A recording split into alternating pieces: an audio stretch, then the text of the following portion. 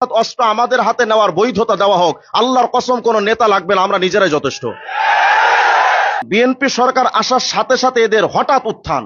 হয়তো সরকার প্রধান আপনারা তাদেরকে নিষিদ্ধ করেন, আর যদি না করেন টেকনাফ থেকে তেতুলিয়া পর্যন্ত প্রত্যেকটা জায়গায় তাদের আস্তানা কিন্তু থাকবে না। ফ্যাসিস্ট শেখ হাসিনা এদেরকে প্রোটেকশন দিচ্ছে, যে কারণে দেখবেন বিএনপি সরকার আসার সাথে সাথে এদের হঠাৎ উত্থান। কারণ এরা চায়, জানে শেখ হাসিনা সরকার এটা ভালো করে শেখ হাসিনা জানে, যদি এদেরকেই দিয়ে মুসলমানদেরকে এভাবে গালিগালাজ করানো যায় তাহলে বাংলাদেশে একটা বিশৃঙ্খলা দ্রুত ঘটানো সম্ভব। সুতরাং বিএনপি সরকার যদি মনে করেন যে গণতান্ত্রিক দেশ, তারাও কাজ করার অধিকার আছে, এটা আপনাদের ক্ষমতার জন্য এটা একটা হুমকি হয়ে পড়বে। সুতরাং এখনই আপনাদের এর ব্যাপারে সক্রিয় হওয়া দরকার। প্রশাসনের ভাইদেরকে একটা পয়েন্ট বলি, আমাদের সম্ভবত ফরাজি ভাই বলে গেছেন, ইসলামের প্রকৃত রূপরেখা বইয়ের 40 নম্বর পৃষ্ঠা পড়েন। এই 40 নম্বর পৃষ্ঠার মধ্যে হিজবুত তাওহীদের সেলিম বলেছে, তারা লিখেছে যে বর্তমানে অস্ত্রের সাথে সম্পর্ক না থাকলে, মানে যার সাথে অস্ত্রের সম্পর্ক, অস্ত্রের সাথে যার সম্পর্ক নাই, সে কোনো দরজা দিয়েও জান্নাতে যেতে পারবে না।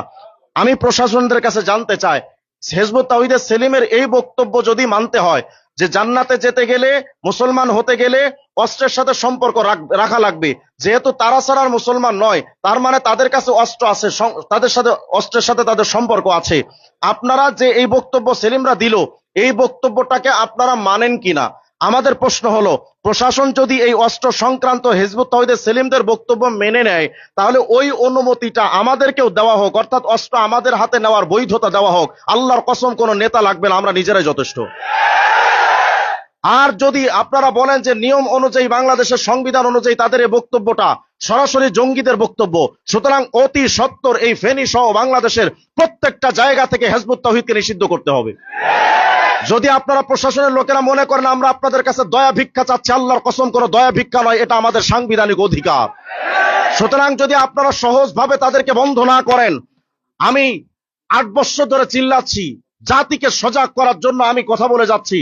সুতরাং এখন সময় এসে গেছে, আমি তো এমনও চেয়েছি যে আমাকে তারা গুম করে দিক, আমাকে প্রয়োজন হত্যা করুক, বাংলাদেশের সমস্ত মুসলমান তাদের ব্যাপারে জাগ্রত হোক।